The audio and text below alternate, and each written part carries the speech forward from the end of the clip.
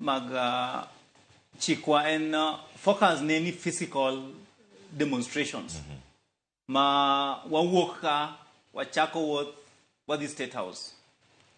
Sama watimo mano, sirkal onego bed ni miyowa arita mar kwe mondo watim gima wadwaro. Apan mano muhimu. But mar ariyo en wan kod the so-called Twitter warriors. And gibende ging'eny. So yudo ka nitie joma timo physical, to nitie joma timo Twitter bende. But aparo ni gima muhimu en jogi duto. The Twitter warriors are also protected by law. Nyalo bedo ni law more protecting is not the law under Article 37. But gin code law that provides for freedom of expression.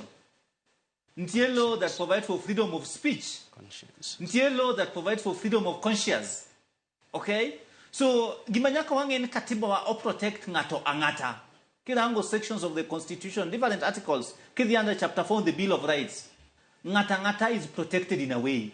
So, kikwa bed ni wawachonu sheria mawan kodoni en mana chik marango jomatimo physical demonstrations, lakini jok modongi ginto wanyalo deal kodgi kaka wadwaro. Mano apana.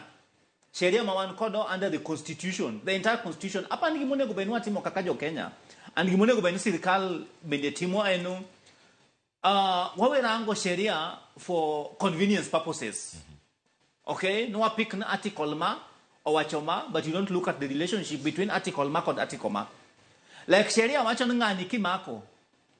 First, onigibed identified. Okay, kaka police officer. In code tag ni mobedo fixed car. In code uniform. Iteri police station. Ibedo booked. 24 hours ibedo charged. Prosecutions. So, ang momeo, aya, ngani sheria ma article 37 oko protected. Okay?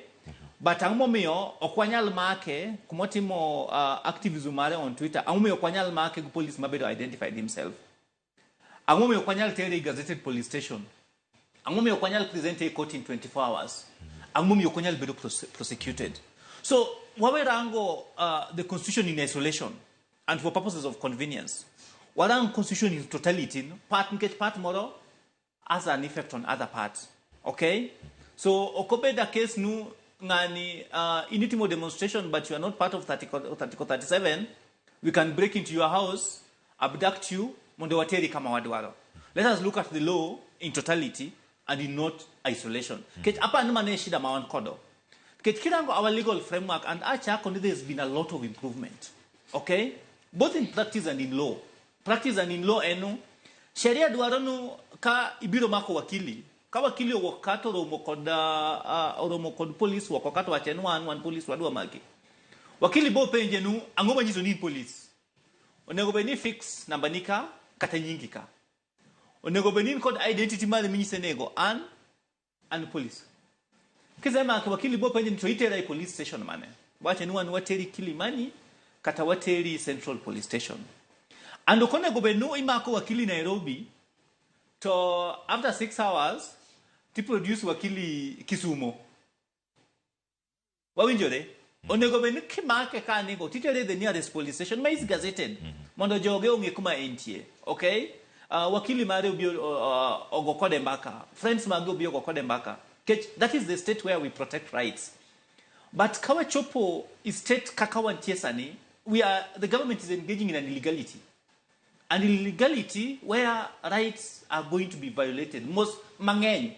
One state ma chike ratirono no de ketore kabisa.